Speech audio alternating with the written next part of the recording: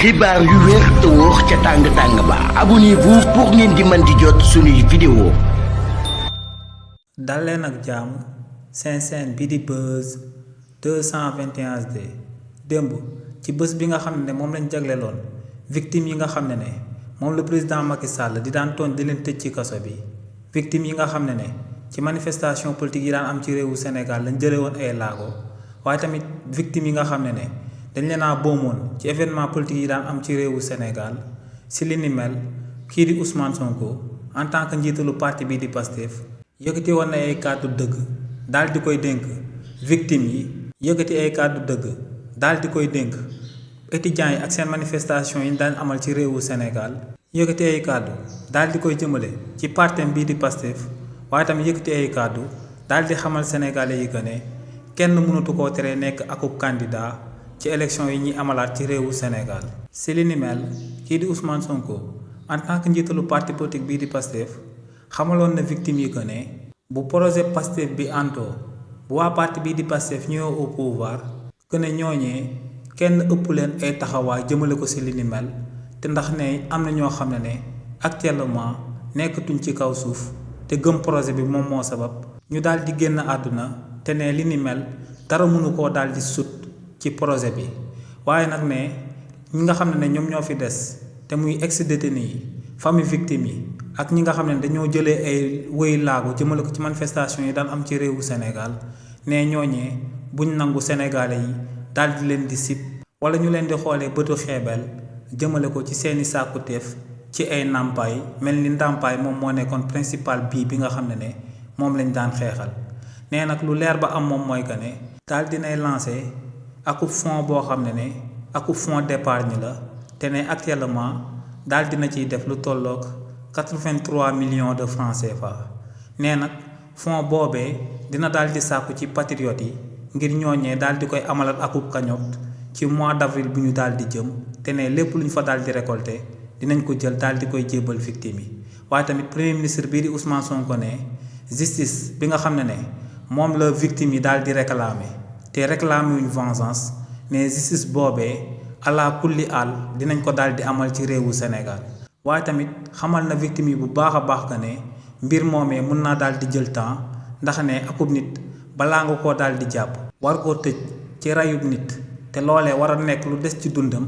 ne balaa nga koo daal di dugal ci situation boobee war nga amal ay enquêtes yu leer a leer daal di koy jëmale ci li ni mel ba kookee buñ ko tëjee ñëpp daal di xam que ne ñaawteefu rey nit la daal di amal ci réewu Sénégal waaye tamit kii di Ousmane Sonko en tant que njiitalu parti bii di Pastef daal di wéyal ne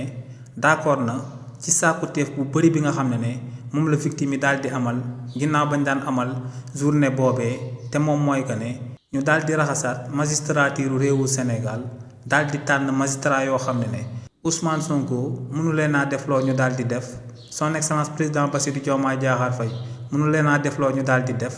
waaye nag lu yoon ak loi wax strictement loolee la ñuy daal di def ne magistrat yu mel noonu lañ war a jël daal di leen di tabb ci magistrature bi te ñu daal di dégager magistrat yoo xam ne dañ fay nekkaloon te di continuer di fi nekkal waa système bi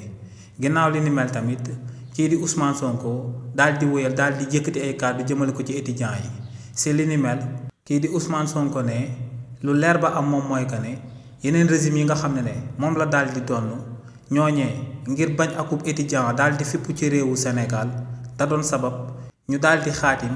ay xaatim yoo xam ne ak ay déggoo yoo xam ne ñoom ak étudiants yi duñ ko daal di teg ci dëgg duñ ko teg ci yoon ne xaatim yooyee ak déggoo yooyee régime yu wees di daan amal ñoom ak étudiants yi li ni mel moom moo dem ndànk-ndànk ba daal di paralyser définitivement système éducatif bi ba problème yi chaque année ñuy fekkante nee nag moom en tant que leader du nangu ku ko mere en tant que leader du bañ ku ko ŋàññ bu fekkee ne dafa daal di nekk ci dëgg ne li ni mel moom moo sabab du nangu benn pression bu bàyyeekoo ci étudiant wala mu bàyyeekoo keneen te ne pression boobee daal di nekk pression boo xam ne bàyyeekoowul ci dëgg ne étudiants yu daal di nekk université Cheikh Anta Diop bu Dakar ci fameem lañ bokk kenn du leen gën a jege ci réewu Sénégal que moom waaye nag ne du mës a daal di nangu en tant que état di subir aku pression boo xam ne teguwul ci dëgg teguwul ci yoon nee moom bañul ku ko mere bu fekkee ne ci dëgg kese la daal di féete. waaye tamit Ousmane Sonko en tant que njiitalu parti bii di Pastef daal di wëyal daal di àddu jëmale ko ci restructuration yi nga xam ne moom lañ war a amalaat ci biir parti bii di Pastef. si li ni mel kii di Ousmane Sonko ne fii ak fan yu néew ci mois d'avril buñ nam ma daal di jëm ci réewu Sénégal day reprendre ay activité politique am ci biir parti bii di Pastef ne tournée yi nga xam ne moom la daan amal dina continuer di ko daal di amal ci réewu Sénégal dem ci département yi dem daal di waxtaan ak militant yi ak sympathisant yi. waaye tamit ne dinañ reprendre jaay bi nga xam ne moom lañ daan jaay carte membre ci biir parti bii di Pastef ginnaaw bañ ko dakkalee ci élection présidentielle 2024 yu ñu daal di génn. waaye tamit kii di Ousmane Sonko daal di wéyal ne parti bii di Pastef parti idée lañ ko xamee woon te ne si li ni mel dinañ daal di fexe ba daal di tàggat membre yëpp yu daal di bokk ci parti bii di Pastef ba buñ génnee fépp fu ñuy daal di àddu ñu gisaat fleur boobee nga xam ne moom moo doon génnee ci Pastef ginnaaw bañ koy njëkk a daal di samp ci réewu Sénégal.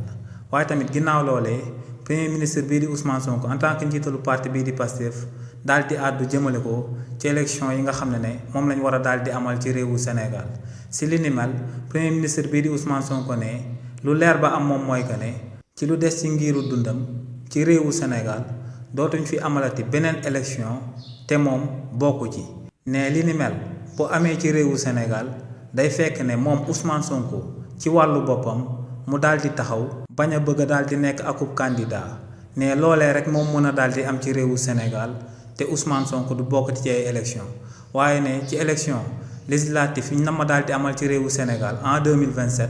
ne bu buggee nekk candidat gisul ku ko daal di nekk candidat ci réewu Sénégal. ne ci élection présidentielle 2029 yi ñu nama daal di amal ci réewu Sénégal bu bëggee nekk akub candidat ne gisul kenn ku ko mën a daal di tere mu daal di nekk akub candidat ci réewu Sénégal. donc ne lu leer ba am moom mooy que ne ci réewu Sénégal bépp élection bi nga xam ne nam nañ ko fee organiser waat te moom Ousmane Sonko mu bëgg a daal di nekk akub candidat day nekk candidat samp ndëndëm daal di jongante ci élection yi ñu fi nam ma daal di amal.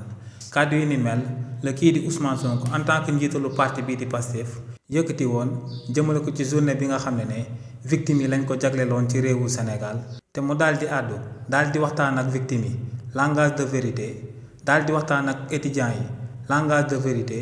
daal di waxtaan jëmale ko ci partem bii di Pastef waaye tamit daal di waxtaan jëmale ko ci candidature am ci élection présidentielle 2029 yu ñu nam ma daal di amal ci réewu Sénégal.